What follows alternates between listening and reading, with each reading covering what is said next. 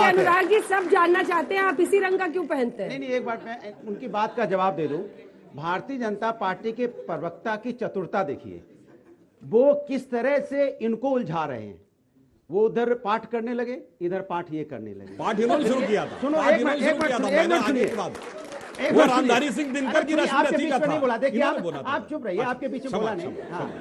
अब वो पाठ करने लगे, इधर से ये पाठ करने लगे, फिर ये पाठ करने लगे। उन्होंने कहा मेरा पाठ कम रह गया, वो तेज तेज करने लगे। भाई ये बताइए असली पाठ पता है क्या है? असली पाठ ये जनता है जो बैठी इंतजार कर रही थी कि आप उनके मतलब की कोई बात करेंगे कि नहीं करेंगे। आप उनको क्यों ध्यान भटका रहे हो अपने फालतू बातों में? क्योंकि आप उनके मतलब की बात तो कर नहीं रहे हो। उनके मतलब की बात पता है क्या है? आप बार बार कहते हो कि एक व्यक्ति के जर्मन एम्बेसी ने, जर्मन की एक मंत्री ने कहा कि देश में आंतरिक मामले इंटरफेयर किया। विदेश मंत्रालय के प्रवक्ता ने इंटरफेरेंस नहीं कहा है, उन्होंने कहा है हमारी नजर है। ठीक है, नजर है, उन्होंने बोला नजर है हमारी। ये मेरा देश का मामला है। देश जो है किसी व्यक्ति से, किसी दल से बहुत ऊंचा है। देश सबसे पहले, उसके बाद आपका दल आएगा किसी का या कोई व्यक्ति आएगा। इनकी जिम्मेदारी बनती थी, सरकार इनकी थी, उसके एम्बेसडर को बुलाते, जर्मन के एम्बेसडर को, जर्मनी के वाले को पूछते कि तुम्हारी हिम्मत कैसे हुई ये बात करने की। वो नहीं बोल पा रहे, भटका रहे हैं। ये सत्ता में ये है, जिम्मेदारी इनकी है। ये सवाल मुझसे पूछते हैं, शर्म भी नहीं आती है। सत्ता में कौन है जरा बताइए? सवाल हमसे पूछ रहे हैं, जवाब इनको करना चाहिए। तो एम्बेसी को बुला के बोलना चाहिए हिंदुस्तान है, और हिंदुस्तान के बारे में बात करने की आपकी हिम्मत कैसे हुई? तब लाल आंखें करके आपको पूछना चाहिए था, जो आप नहीं पूछ पाए। इतना मंत्र पढ़ रहे थे यहाँ पे, लेकिन जर्मनी में पढ़ देते थोड़ा। दूसरा सुनिए, इनकी डबल मानसिकता देखिए। एक बार कहेंगे जब हिंदुस्तान में सैफई का विकास हुआ गांव का, तब रोज हमसे बोलते थे सीधे जर्मनी से सैफई आ गया। एक मिनट, गांव की बात हो रही है, तब पता क्या थे? सैफई में क्या हुआ बताओ, सैफई में क्या हुआ बताओ।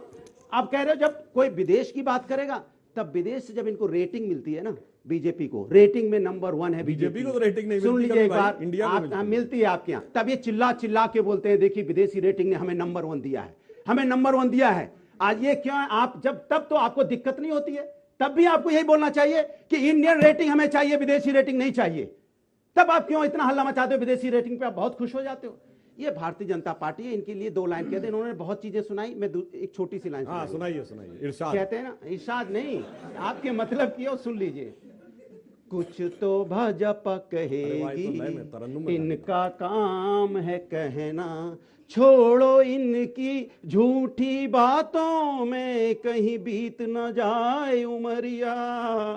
कुछ तो ये कहेंगे, कुछ नीत इनकी है ऐसी, जहां रोजगार भी बेरोजगार हुए। कुछ नीत इनकी है ऐसी, जहां रोजगार भी बेरोजगार हुए।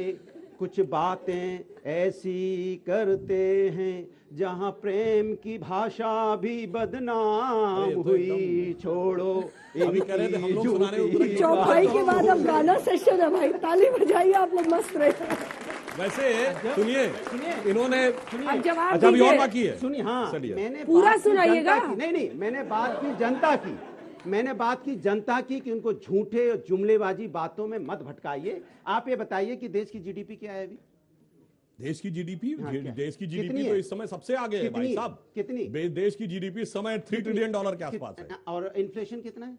इन्फ्लेशन है 5.9। सोचिए, जिस देश में महंगाई ज्यादा हो, बताइए एक देश बताइए जहां महंगाई हमसे ज्यादा, तो बताइए कैसे जिएगा आदमी? बताइए आप, सोचिए, जीडीपी यहाँ पे कम, हमारी महंगाई ज्यादा, हम कैसे जिएंगे बताइए? बताइए सुधांशु जी, जवाब दीजिए। ये है इनका। अच्छा, आप जवाब सुनिए। भदौरिया जी जवाब किया, जीडीपी है $3 ट्रिलियन और महंगाई 5.7%। ये कैसे इन्होंने कह लिया कि जीडीपी और महंगाई कम ज्यादा? वैसे एक बात बताएं आपको, कैसे किया? अपने अपने टर्न पे आपको बताए, जर्मनी की बहुत बात चल रही, एक जर्मन भाषा का शब्द है जो हम सब जानते हैं, हम सब ने यूज किया है। वो जानते क्या है? किंडरगार्टन, जो केजी का फुल फॉर्म है। ये उसी लेवल की बुद्धि है जिसमें ये कह रहे हैं कि वो होना क्या चाहिए। बताइए ना। मैं तो आपसे कह रहा हूं, भारत की रेट ऑफ इन्फ्लेशन 5.7 है, ग्रोथ रेट हमारी 6.4 है, जो वर्ल्ड में मैक्सिमम है। वर्ल्ड की ग्रोथ रेट 2.9 है, जो क्रिस्टीना जॉर्जिवा IMF की चीफ ने पिछले महीने बताया। अन्यथा G7 या G20 में एक कंट्री बताइए जहां महंगाई हमसे ज्यादा और विकास दर हमसे कम हो।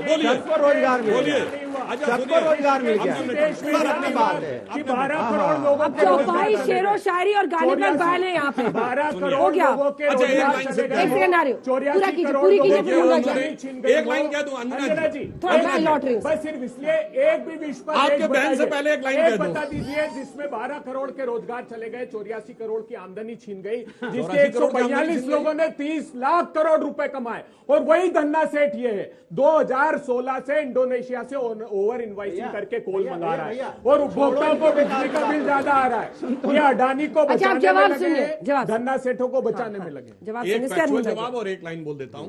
पीरियोडिक लेबर सर्वे में, हवा में नहीं बोल रहा हूं, उसके अनुसार भारत की बेरोजगारी दर अब 4.1% पे आ गई है, 2018 के बाद सबसे कम है। यानी अब हम कोविड के बाद निकलने की स्थिति में आ गए। और आपके बैन से पहले इन्होंने इतने चौपाइयां सुनाई, उन्होंने गाना सुनाया, तो बस सारे गाने की सार एक है जो आपको ध्यान रखना एक चाहिए। साथ नहीं, एक साथ नहीं, मिस्टर भदौरिया प्लीज सर, आप मैं रुक जाऊं, मैं आपसे जवाब लूंगा। इनके लिए खासकर है वो पुराना एक गाने की गीत थी, हाँ, सुनाइए। बुरे काम का बुरा नतीजा, हाँ। क्यों भाई चाचा हाँ भतीजा, बस। चाचा भतीजा वाली पार्टी के लिए।